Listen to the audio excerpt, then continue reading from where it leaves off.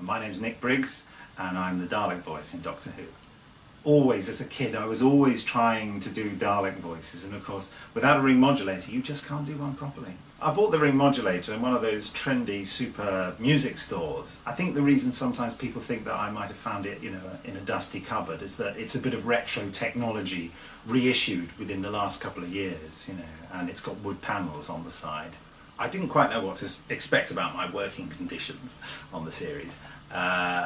And I wondered whether I'd be in a sound booth or something. But of course, this new series of Doctor Who is largely being done as a location shoot. Even the stuff in the studio they've got, it's got the feel of a location shoot rather than being on a big sound stage or something. So the situation is that I'm positioned as far away from the action as possible with a monitor in front of me. And I have my little BBC sports commentator lip mic, which fits there, which I specifically asked for. I'd never used one before, but I knew the old Dalek voice artists used them. So, and I've got that, and I listen to the rest of the action on my headphones and watch it on the monitor, and scream like mad, really. And then my sound goes down a wire and to the sound mixing desk, where they take a feed from me which has the ring modulated effect on and one that doesn't have the effect on, in case they need to play around with it in post-production. Well, the first time the cast heard me speaking as a Dalek was in the read-through. I'd already, marvellously for me, got a round of applause for simply saying, "My name's Nick and I'm playing the Daleks," which was great. And then the first thing I had to do was a gut-wrenching scream from the Dalek.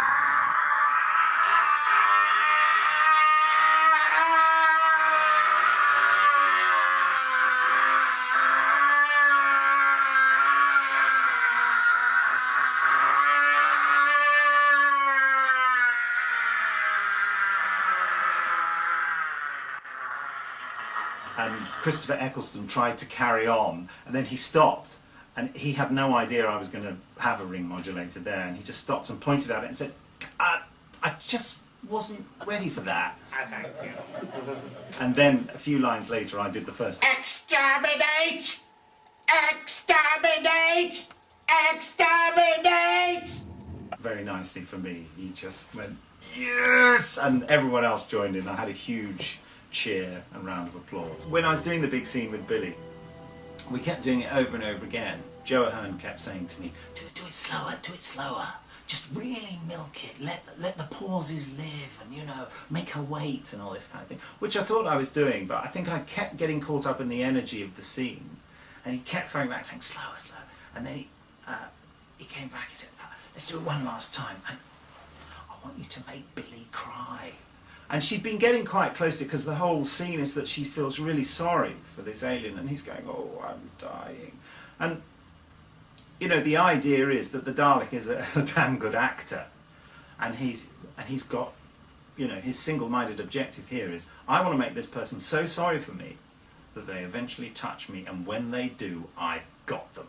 And I'm out of here, because I will absorb genetic information. I will be able to, get strength of purpose and strength, So, so when he said that to me, I thought, that's what the Dalek wants to do. The Dalek wants to make Rose cry.